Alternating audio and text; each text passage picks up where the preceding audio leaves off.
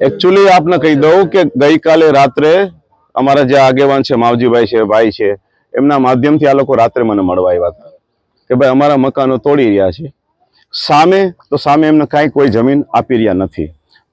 આપ જોશો કે રાજકોટમાં એસીડબ્લ્યુએસ ના પ્લોટોમાં કબજા કર્યા છે એ ખાલી નથી થતા।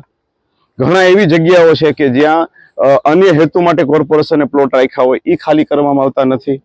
आ प्लॉट अने किंमती प्लॉट काल भीमनगरनी रेली छे, जय भीमनगर वाळा काल रेली करवाना छे, ई અહીંથી આગળ જાવ એટલે ઈ પણ કરોડોનો કિંમતી જમીન છે, ઈ જગ્યા પણ ખાલી કરવાની છે।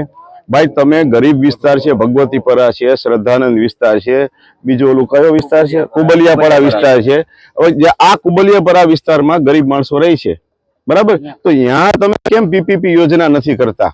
તમારે ગરીબોનો જ ઉદ્ધાર કરવો તો यहाँ पीपीपी केम નથી करता?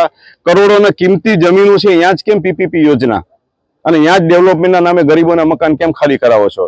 રહી આ જગ્યાની વાત તો આ લોકોના ઈ લોકોએ મને દસ્તાવેજ બતાવ્યા છે, ઈ લોકોએ જેની પાસેથી લીધા તેના સાતાખત બતાવ્યા છે બરાબર, બધી વસ્તુ ઈ લોકોએ બતાવી છે। આપણે અત્યારે એટલું કહી છે કે ભાઈ હું કમિશનરને મળી લઉં ત્યાં સુધી ડિમોલિશન ન કરો। બે બાબતો હતી કે એક તો રોડ નીકળી રહ્યો છે, બીજું કે અહીંયા ગેરપ્રવૃત્તિ ચાલતી હોય છે, દેશીના દારૂના વેપાર ચાલી રહ્યા છે, આને લઈને તમારું શું? હા, જો એક તો રોડ નીકળી રહ્યો છે, રાજકોટનો વિકાસ થાય એમાં ના નથી।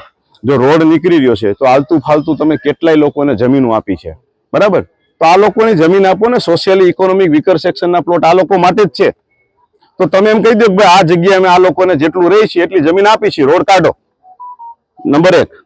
नंबर 2 જે દારૂની વાત થઈ છે તો દારૂનો તો પહેલાથી જ વિરોધી છું। હું પોલીસ કમિશનરશ્રીને કહું છું કે તમે રાજકોટમાં દારૂ વેચનારાઓ સામે રેડ પાડવાનું ચાલુ કરો, અમે ને અમારા કાર્યકર્તાઓ તમારી સાથે આવશું। અહીંયા વેચાતા હોય તો એને પકડો, ના નથી કહેતો હું। કોઈ પણ દારૂ વેચતા હોય કોઈ પણ જગ્યાએ પોલીસ રેડ પાડે, અમારી જ્યાં જરૂર પડે અમે આવશું, એમાં અમે કોઈને છાવરશું નહીં। તમારી નજર સામે નહીં છાવરી, પાટલા બાયણે નહીં છાવરી। જ્યારે તમને કોઈને પણ મિત્રોને ખબર પડે કે સિદ્ધાર્થભાઈ દારૂ વેચવાવાળાને પાટલા દરવાજે છાવરતા હતા ત્યારે મીડિયાના મિત્રોએ મને પ્રશ્ન કરવાની છૂટ છે। હાલ ડિમોલેશન અટકાવી દીધું છે, શું કહેવું છે? બસ ડિમોલેશન હું મિત્રોને કહું છું કે અત્યારે નીકળી જાવ બરાબર, અને સાથે જ આપણે મ્યુનિસિપલ કમિશનરને મળીએ, હું કમિશનરશ્રી હારે વાત કરી લઉં અને કમિશનરશ્રી પછી માની લો સ્ટેન્ડ લેક ડિમોલેશન કરવું જ છે તો પછી રાજકોટમાં આંદોલનની તૈયારી રાખે।